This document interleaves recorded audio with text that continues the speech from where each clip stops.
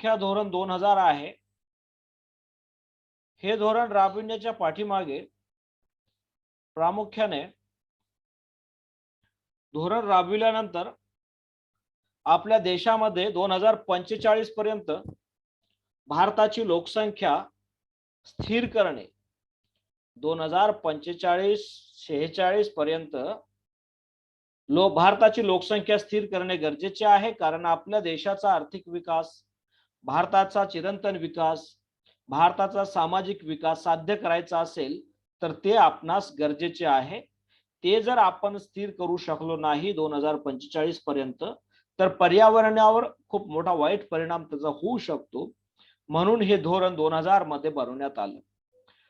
राष्ट्रीय लोकसंख्या धोरण जेव्हा बनवण्यात आलं त्याच्या अगोदर म्हणजे 2000 मध्ये लोकसंख्या धोरण बनवण्यात आलं, याचा अर्थ हा नाही होत की फक्त 2000 पासूनच लोकसंख्या नियंत्रणासंदर्भात कार्यवाही भारतामध्ये झाली असा त्याचा अर्थ होत नाही. तर भारतामध्ये जी कार्यवाही सुरू झाली लोकसंख्या नियंत्रणाची ती 1952 पासून सुरू झाली. कारण 1952 मध्ये भारत हा विकसनशीलतेच्या दिशेकडे वाटचाल करू लागला. आर्थिक दृष्टिकोनातून नसे नाका, परंतु जो काही डेमोग्राफिक ट्रान्झिशनचा सिद्धांत आहे, लोकसंख्या संक्रमणा सिद्धांताच्या दुसऱ्या टप्प्यामध्ये भारताने प्रवेश केला आणि भारताने दुसऱ्या टप्प्यामध्ये प्रवेश केल्यामुळे लोकसंख्या आणखी अधिक वेगाने वाढणार हे लक्षात आलं धोरणकर्त्यांच्या आणि 1952 पासूनच भारतामध्ये कुटुंब नियोजन कार्यक्रम सुरू करण्यात आलेले आपणास दिसून येतात. 1941 ते 1951 या कालावधीत दशवार्षिक जो वृद्धी दर राहिलेला आहे तो 13.3% राहिलेला आहे. परंतु 1951 ते 1961 या दशवार्षिक मध्ये तो 21.64% पर्यंत राहिलेला आहे दशवार्षिक वृद्धी दर लोकसंख्या वाढीचा. त्यानंतर त्यामध्ये आणखी वाढ होत गेली 1980 पर्यंत. मग ही लोकसंख्या अशा पद्धतीने वाढत गेली तर भारताला अगोदरच 1951-52 मध्ये बऱ्याच संकटांचा सामना करायचा होता आणि हे संकट आणखी वाढू द्यायचं नव्हतं, या संकटाला थांबवायचं होतं. यासाठी 1952 मध्ये भारताने कुटुंब नियोजनाच्या कार्यक्रमाला सुरुवात केली. त्यामुळे जगात भारत हा पहिला देश आहे ज्या देशाने कुटुंब नियोजन कार्यक्रम सुरू केलेला आहे. ही बाब सुद्धा विद्यार्थ्यांनी लक्षात ठेवायची आहे. मग भारत हा पहिला देश आहे कुटुंब नियोजन कार्यक्रम राबविण्यामध्ये. त्यानंतर काय झालं, 1976-77 मध्ये राष्ट्रीय लोकसंख्या धोरण बनवण्यात आले पहिले.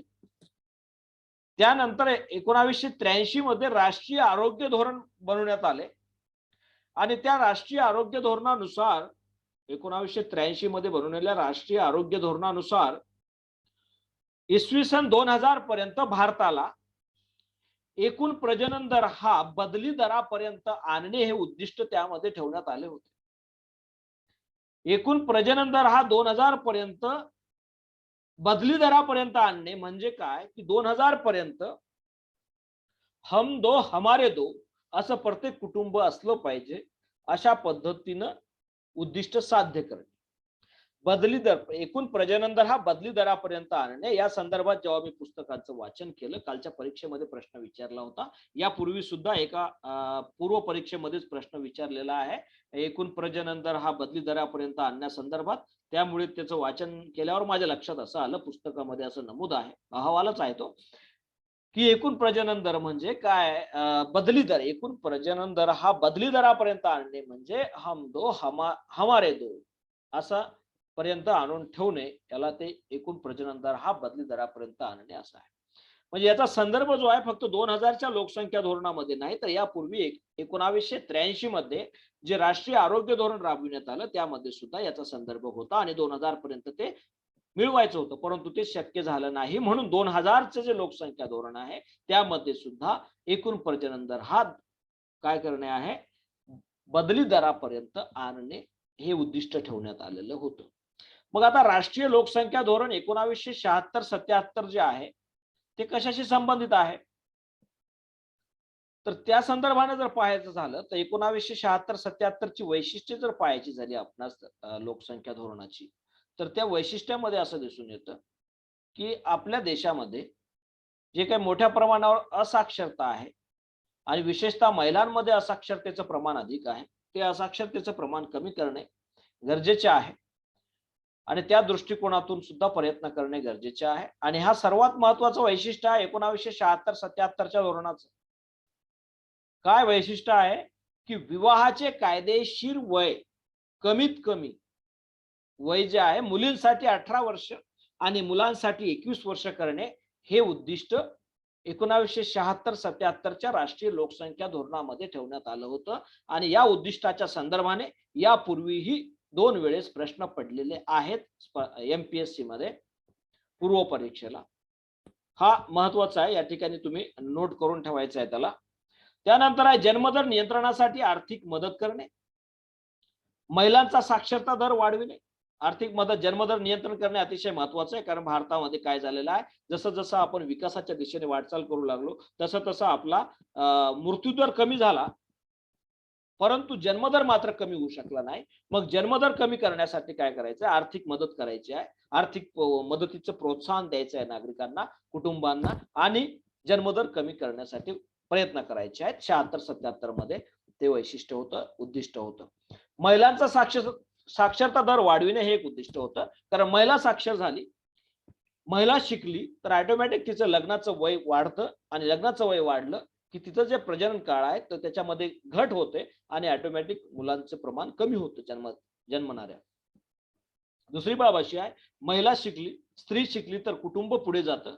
ही जी धारणा महात्मा ज्योतिबा फुलेंनी मांडलेली आहे, तीच धारणा या ठिकाणी आपण या धोरणकर्त्यांनी स्वीकारलेली दिसून येते. तर कुटुंब कल्याण योजना राबविणाऱ्या राज्यांना 8% केंद्राकडून निधी हस्तांतरण करणे.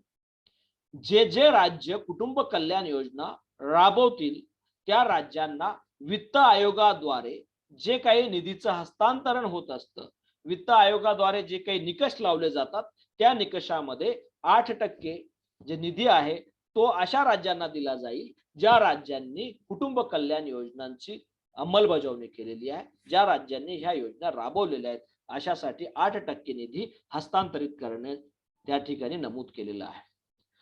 त्यानंतर सर्व प्रसिद्धी माध्यमांद्वारे कुटुंब कल्याण योजना ज्या आहेत त्या संदर्भात जनजागृती करणे.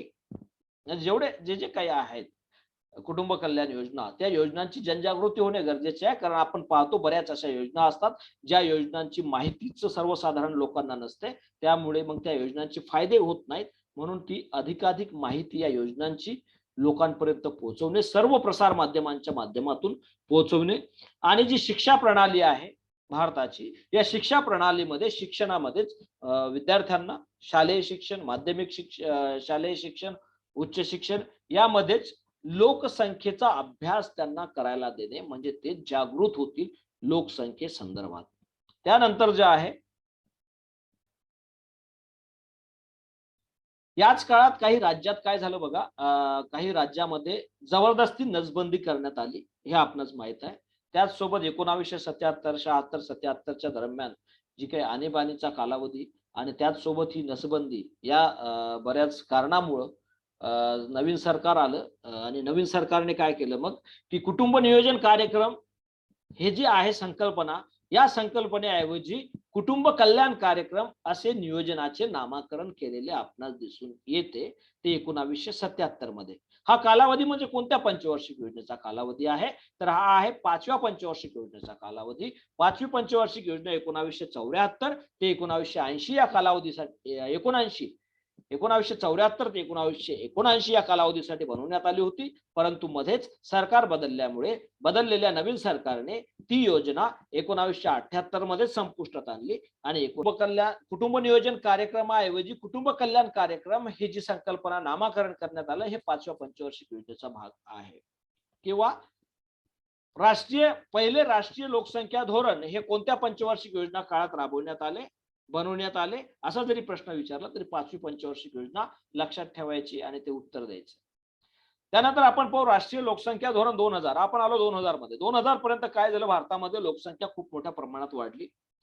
1981 ते 1991, 1991 ते 2001 हा जर कालावधी पाहिला तर आपल्या देशामधला जो काही वाढलेला वृद्धी दर होता लोकसंख्येचा तो थोडा थोडा थोडा थोडा कमी होऊ लागला.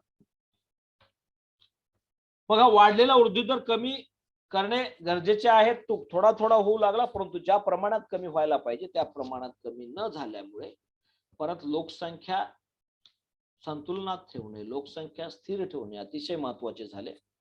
आपण जर पाहिलं लोकसंख्या 2001 मध्ये किती होती तर 101,17,15,247 एवढी लोकसंख्या भारताची 2001 मध्ये होती. 2011 पर्यंत त्यात वाढ झाली 121,05,69,573 पर्यंत तो आकडा गेला. खूप मोठी वाढ झाली. लोकसंख्येची घनता भारताची 382 आहे. आपणास माहित आहे आपल्या देशाची जे काही एरिया आहे, लँड आहे, त्याचं प्रमाण जगामध्ये खूप कमी आहे. लोकसंख्या मात्र खूप जास्त आहे. हे प्रमाण आपल्या देशामध्ये दिसून येतं. आणि शहरी लोकसंख्येमध्ये मात्र थोड्याफार प्रमाणात वाढ झाली, खूप जास्त प्रमाणात वाढ झालेली नाही. माझे प्रश्न त्यामधूनही काही उपस्थित झालेले आपणास दिसून येतात. मग जे राष्ट्रीय लोकसंख्या धोरण बनवण्यात आलं 2000 त्याची प्रमुख 3 कालावधीच्या दृष्टिकोनातून उद्दिष्ट ठेवण्यात आली. तर तात्कालिक उद्दिष्ट जे साध्य करायचं होतं ते होतं आरोग्याच्या पायाभूत सुविधांच्या गरजांची पूर्ती करणे व मूलभूत प्रजनन आरोग्य सुविधा उपलब्ध करणे. हे तात्कालिक उद्दिष्ट होतं. या तात्कालिक उद्दिष्टाच्या संदर्भाने आता 4 तारखेच्या पेपरमध्ये सुद्धा एक प्रश्न विचारला होता आणि यापूर्वी सुद्धा एक प्रश्न याच उद्दिष्टाच्या संदर्भाने विचारलेला आहे. त्यामुळे यापुढेही कधीतरी विचारला जाऊ शकतो, ते लक्षात ठेवा पक्क. आणि मध्यमकालीन उद्दिष्टे जी आहे 2010 पर्यंत साध्य करायची, त्यामध्ये आंतरक्षेत्रीय धोरणात्मक रचनेतून एकूण प्रजनन दर हा बदली दराच्या पातळी इतका कमी करणे 2010 पर्यंत हे मध्यमकालीन उद्दिष्ट त्या ठिकाणी ठेवण्यात आलेले प्रामुख्याने. आणि दीर्घकालीन जे उद्दिष्ट आहे ते लक्षात ठेवायचं.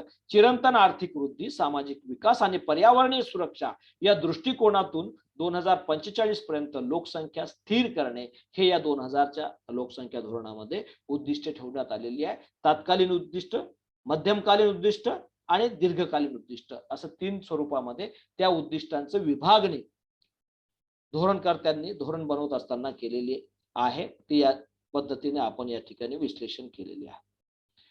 मग जी 2010 या तिन्ही उद्दिष्टे साध्य करण्याच्या दृष्टिकोनातून 2010 पर्यंत काय काय साध्य करायचं आहे देशाला ते या ठिकाणी आपण दिलेलं आहे.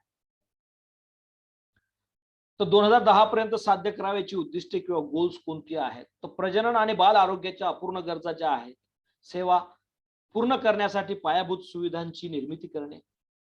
या पायाभूत सुविधा आपण पाहिलं तात्कालिक उद्दिष्टामध्ये आहे आणि 2010 पर्यंत हे पूर्ण झालंच पाहिजे, बरोबर आहे. आणि दुसरं आहे 14 वर्षापर्यंत मुलांना मोफत आणि सक्तीचे शिक्षण देणे. हे लक्षात ठेवा. आतापर्यंत जेवढे काही प्रश्न पडलेले आहेत तुम्हाला याच्यामध्ये स्पर्धा परीक्षेमध्ये एमपीएससी असो किंवा मग कंबाईन ग्रुप बी असो, कंबाईन ग्रुप सी असो, यामध्ये जे प्रश्न पडलेले आहे या प्रश्नांमध्ये आतापर्यंत हे विचारलेलं आहे. परंतु 14 वर्षापर्यंत मुलांना मोफत आणि सक्तीचे शिक्षण देणे हे सुद्धा या धोरणामध्ये उद्दिष्ट ठेवण्यात आलेलं होतं, ते लक्षात ठेवायचं. त्यानंतर प्राथमिक आणि माध्यमिक स्तरावरील जो ड्रॉप आउट रेट आहे, जे मुलं सोडून जाण्याचा रेट आहे, दर आहे, तो दर काय करणे 20% कमी करणे आणि तो विशेषतः मुली आणि मुलं दोघांसाठीही 20% खाली आणणे असं उद्दिष्ट यामध्ये ठेवण्यात आलेलं होतं. ते लक्षात ठेवायचं विद्यार्थ्यांनी. हे आतापर्यंत विचारलेलं नाही हा भाग, त्यामुळे यानंतर त्यावर प्रश्न विचारला जाऊ शकतो. नंतर प्रति 1000 जिवंत जन्मणाऱ्या बालकांमध्ये अर्भक मृत्यू दर 30 पेक्षा कमी करणे. जो अर्भक मृत्यू दर आहे तो 30 पेक्षा कमी करणे. एक वेळेस असा प्रश्न पडला होता, खालीलपैकी विधाने बरोबर कोणती ती ओळखा. त्यामध्ये 2 विधानं बरोबर होती, परंतु तिसरं विधान जे होतं प्रति 1000 जिवंत जन्मणाऱ्या बालकांमध्ये अर्भक मृत्यू दर 20 पेक्षा कमी करणे असं विचारलेलं होतं, ते विधान तिथं चूक होतं. लक्षात ठेवायचं 30 पेक्षा कमी करणे हे उद्दिष्ट आहे, 20 पेक्षा कमी नाही. तर प्रति 20 पेक्षा कमी झालं तर खूप चांगली गोष्ट आहे, ते काही वाईट गोष्ट नाही, खूप मोठी अचिव्हमेंट ती समजली जाईल. परंतु उद्दिष्टामध्ये ते उद्दिष्ट नव्हतं, 30 पेक्षा कमी करणे हे उद्दिष्ट होतं. मग प्रति 1 लाख जिवंत बालक जन्मामागे, जेव्हा 1 लाख जिवंत बालक जन्म घेतात त्यांच्या मागे त्यांना जन्म देणाऱ्या माता ज्या आहेत या मातांचा माता मृत्यू दर हा 100 पेक्षा कमी करणे 2010 पर्यंत हे एक उद्दिष्ट ठेवण्यात आलेलं होतं. 2010 पर्यंतच सार्वत्रिक लसीकरण करणे हेही एक उद्दिष्ट ठेवण्यात आलंय आणि मुलीच्या लग्नाचे वय 20 वर्षापेक्षा अधिक ठेवण्यासाठी प्रयत्न करणे. मग त्यांना प्रोत्साहन देणे. जर मुलीने 21 वर्षाच्या नंतर लग्न केलं तर तिला काही पारितोषिक देणे, तिला काही योजनांचा सहभागी करून घेणे किंवा त्यांना विशिष्ट पारितोषिक देऊन त्याचा पुरस्कार करणे, त्यांना प्रमोट करणे, की जेणेकरून मुलींचं वय लग्नाचं किती असलं पाहिजे, 21 वर्षाच्या पुढे मुलींनी लग्न केलं पाहिजे, यासाठी त्यांना प्रमोट करणे. पण हे करत असताना 18 वर्षापेक्षा कमी वयाची मुलगी लग्न करणार नाही याची सुद्धा दक्षता घेणे हे सुद्धा याचं उद्दिष्ट होतं. नंतर आहे 100% ज्या प्रसूती होतात, जे बाळंतपण होतात, ती प्रशिक्षित व्यक्तीकडूनच झाली पाहिजे आणि 80% प्रसूती ह्या आरोग्य केंद्रामध्ये घडवून आणणे. 2010 पर्यंत त्याच्यासाठी तो पायाभूत सोयीसुविधा उभ्या करून ठेवणे हे पहिलंच उद्दिष्ट आपण पाहिलेलं आहे. नंतर प्रजनन नियंत्रणासंदर्भात सर्व माध्यमातून जनजागृती करणे. बरोबर आहे. सर्व माध्यमांचा वापर करून प्रजनन दरावर नियंत्रण करण्यासाठी जनजागृती करणे हे 76 मध्ये सुद्धा होतं. जन्मदरावर नियंत्रणासंदर्भात जनजागृती करणे, यावेळेस प्रजनन दरावर नियंत्रणासंदर्भात सर्व माध्यमातून जनजागृती करणे असे नमूद केलेले या धोरणामध्ये आहे. जन्माची, हे लक्षात ठेवा आता इथं, जन्माची, मृत्यूची, लग्नाची आणि गरोदरपणाची 100% नोंद ठेवणे हे उद्दिष्ट सुद्धा याच्यामध्ये आहे. हे गोल्स आहे 2010 पर्यंत साध्य करण्यासाठी ठेवला होता 2000 मध्ये. याच्यावर आतापर्यंत प्रश्नामध्ये हे विचारलेलं नाही, यापुढे विचारलं जाऊ शकतं, त्याच्यामुळे याच्यावर लक्ष केंद्रित करा. एड्सचा प्रसार थांबविण्यासाठी प्रसार माध्यमातून जनजागृती करणे व उपाययोजना राबविणे हे एक आहे महत्वपूर्ण. नंतर आहे साथीचे रोग प्रतिबंधित करून त्यास कंट्रोल करणे. आरोग्य सेवा प्रत्येक घरापर्यंत पोहोचविण्यासाठी इंडियन सिस्टम ऑफ मेडिसिन्सची संलग्नित व्यवस्था राबविणे. छोट्या कुटुंबांना प्रेरणा देऊन एकूण प्रजनन दर हा बदली पातळी दरावर आणणे, या ठिकाणी ते परत आलेलं आहे, जे तुम्हाला या वर्षीच्या प्रश्नामध्ये पडलेलं होतं. तर तो 2010 पर्यंत साध्य करायचं उद्दिष्ट आहे. छोट्या कुटुंबांना प्रेरणा देणे. छोटे कुटुंब म्हणजे कोणतं? हम दो हमारे दो. मग काय करायचं? एकूण प्रजनन दर हा बदली पातळी दरावर आणायचा आहे. आणि कुटुंब कल्याणावर भर देण्यासाठी सामाजिक क्षेत्रातील कार्यक्रमांची अंमलबजावणी, याच्यावर भर देण्यासाठी, कुटुंब कल्याणावर भर देण्यासाठी सामाजिक क्षेत्रातील कार्यक्रमांची अंमलबजावणी करणे, अशा पद्धतीची ही वैशिष्ट्ये, उद्दिष्टे आहेत. लोकसंख्या धोरण 2000 ची ती जेवढी 15 आहेत, ती 15 मध्ये आपण काय केलेलं आहे? 2 उद्दिष्ट वेगळे केलेले आहेत, ती एकत्र येतात. त्यांना जर एकत्र घेतलं तर आपण कोणतं उद्दिष्ट? 14 वर्षापर्यंत मुलांना मोफत आणि सक्तीचे शिक्षण देणे आणि प्राथमिक आणि माध्यमिक स्तरावरील ड्रॉप आउट रेट 20%च्या खाली आणणे, हे दोन्ही एकत्र मांडणी केलेली आहे त्या अहवालामध्ये, जो धोरणाच्या. परंतु आपण त्याला तुमच्या लक्षात राहावं म्हणून त्याला वेगळं केलेलं आहे. तुम्हाला केवळ एवढ्यावर सुद्धा 14 वर्षापर्यंत मुलांना मोफत आणि सक्तीचे शिक्षण देणे यावरही प्रश्न पडू शकतो, किंवा यावरही प्राथमिक आणि माध्यमिक स्तरावरील ड्रॉप आउट रेट 20%च्या खाली आणणे, ही सुद्धा संदर्भ, या संदर्भाने सुद्धा प्रश्न विचारला जाऊ शकतो. त्यामुळे दोन्हींची तयारी तुम्ही करायची आहे. आता ही उद्दिष्टे साध्य करण्यासाठी कशा पद्धतीनं व्यूहरचना आखायची आणि कशा पद्धतीनं राबवायची याचा धोरणात्मक दृष्टिकोन त्यांनी त्या ठिकाणी दिलेला आहे. ते धोरणात्मक दृष्टिकोनाच्या संदर्भातलं पहिलं त्यांनी व्यवस्थितपणे मांडणी याची केली की नियोजनाचे विकेंद्रीकरण आणि योजनांची अंमलबजावणी करणे. अगोदर काय करायचंय? नियोजन हे केंद्रीय होतं, एकदा केंद्र सरकार राबवायचं किंवा राज्य सरकार राबवायचं आणि मग त्याचं सगळीकडे असं विस्तारित होत जायचं, म्हणजे तिथून त्याचं राबवणूक व्हायची. परंतु आता विकेंद्रीकरण करायचं आहे. विकेंद्रीकरणाच्या दृष्टिकोनातून जर विचार केला आपण तर 73वी आणि 74वी जी घटना दुरुस्ती आहे संविधानाची, त्या घटना जी 1992 मध्ये झाली, त्या घटना दुरुस्तीनुसार जे पंचायत समिती किंवा तुमचं जे स्थानिक पातळीवरची जी सरकारे आहेत, विशेषतः ग्रामपंचायत जी आहे, या ग्रामपंचायतीद्वारे नियोजन करायचं आणि ग्रामपंचायतीच्या माध्यमातून योजनांची अंमलबजावणी करायची, अशा पद्धतीचं विकेंद्रीकरण नियोजनाचं यातून करण्याचं धोरणात्मक नियोजित होतं. गाव पातळीवर सेवा वितरणाचे अभिसरण आणि ज्या ज्या सेवा द्यायच्या आहेत त्या गाव पातळीवर वितरित झाल्या पाहिजे. या दृष्टिकोनातून आरोग्य आणि पोषण सुधारण्यासाठी महिलांना सशक्त बनविणे. कारण महिला सशक्त असेल, महिलाचं आरोग्य चांगलं असेल, महिलांना पोषण चांगलं असेल तर निश्चितच पुढच्या पिढीला सुद्धा आरोग्य चांगलं मिळतं, पोषण चांगलं मिळतं आणि त्यांना पोषण चांगलं मिळालं तर आपली भावी पिढी सुद्धा सशक्त बनते. आणि जर भावी पिढी सशक्त बनत असेल तर काय होतं बघा, जर मुलं अधिकाधिक जिवंत राहण्याचा दर जास्त असेल, बालमृत्यू दर कमी असेल तर लोक मुलं कमी ठेवतात. पण बालमृत्यू दर जर जास्त असेल तर लोक मुलं जास्त ठेवण्याचा प्रयत्न करतात. कारण किती जगतील आणि किती मरतील याची गॅरंटी नसते. मग थोडे जास्त असले म्हणजे एक दोन गेलं बी तरी सुद्धा आपलं उदरनिर्वाह पुढे करेल असं त्यांचा दृष्टिकोन असतो. मुलाचे आरोग्य आणि अस्तित्व, मुलांचे आरोग्य सुधारण्यावर अधिकाधिक लक्ष देणे म्हणजे मुलांचं बालमृत्यू दर कमी झाला पाहिजे या दृष्टिकोनातून त्यांना सोयी सुविधा पुरवणे. मग ते वेगवेगळ्या प्रकारे तुम्हाला अंगणवाडीमध्ये असेल, प्राथमिक शाळेमध्ये असेल, जे काही तुम्हाला मुलांना सरकारी शाळांमध्ये जे काही पुरवलं जातं ते या संदर्भाने पुरवलं जातं. कौटुंबिक कल्याण सेवांच्या अपूर्ण गरजा पूर्ण करणे, ज्या ज्या कौटुंबिक कल्याणाच्या संदर्भातल्या सेवा सुविधा आहेत ज्या अपूर्ण आहेत त्या पूर्ण करणे आणि उपेक्षित लोकसंख्या समूहांना सेवा सुविधा देणे. उपेक्षित लोकसंख्या समूह म्हणजे कोणते? दारिद्र्य रेषेखालील लोकसंख्या जी आहे त्यांना ज्या जे उपेक्षित आहेत सर्व सुधारणांपासून सर्व सोयी सुविधांपासून त्यांना त्या सोयी सुविधा पुरवणे.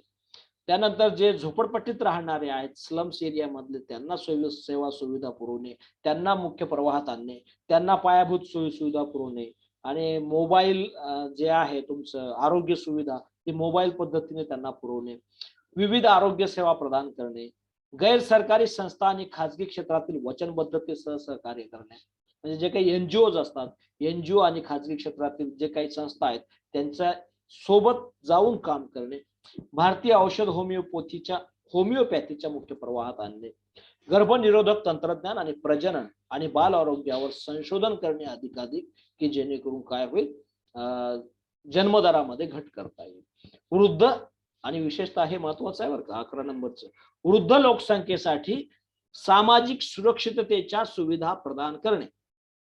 जे कोणी म्हातारे लोक आहेत, 60 वर्षाच्या पुढचे आहेत, 70 वर्षाच्या पुढचे आहेत, 80 वर्षाच्या पुढचे आहेत, त्यांना सामाजिक सुरक्षितता देणे, त्यांना पेन्शन देणे, त्यांना वर्षाकाठी काहीतरी बोनस म्हणून काही पैसे देणे, त्यांना घर देणे, त्यांचं अधिकाधिक चांगल्या पद्धतीने जीवन जगतील, आत्मनिर्भरताने जीवन जगतील अशा पद्धतीच्या सोयी सुविधा त्यांनी उपलब्ध करून देणे.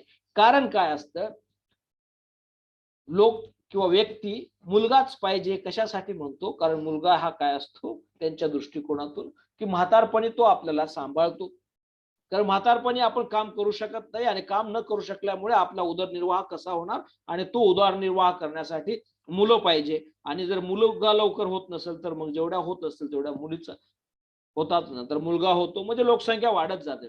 म्हणून या म्हाताऱ्या म्हणजे तुम्ही वृद्ध झाल्यानंतर तुम्हाला जरी लेकरं कमी असतील किंवा लेकरू नसेल तरी सुद्धा सरकार तुमची काळजी घेईल, सरकार तुम्हाला पेन्शन देईल, सरकार तुम्हाला पैसा पुरवेल, सरकार तुम्हाला सोयी सुविधा देईल. या दृष्टिकोनातून हे या ठिकाणी आखण्यात आले. महत्वाचं आहे ते. आणि माहिती, शिक्षण आणि संप्रेषण, माहिती अधिकाधिक पोहोचवणे लोकांपर्यंत, या सर्व संदर्भात शिक्षण प्रदान करणे, अधिकाधिक शिक्षणाचा दर वाढविणे आणि संप्रेषण म्हणजे त्याचा प्रसार करणे, सर्व बाबींचा या दृष्टिकोनातून अशा पद्धतीने हे लोकसंख्या धोरण 2000 हे या ठिकाणी राबवण्यात आलेलं आहे. यामध्ये जेवढे दिलेले पॉइंट्स आहेत ते पॉइंट्स आपण व्यवस्थितरित्या लक्षात घ्यावेत आणि त्यात काही वैशिष्ट्ये ही पूर्ण पाठ करून ठेवायचे आहेत. पूर्ण पाठ असतील तर तुम्हाला काय होतं, सोपं जातं सगळ्याच गोष्टी. चालेल.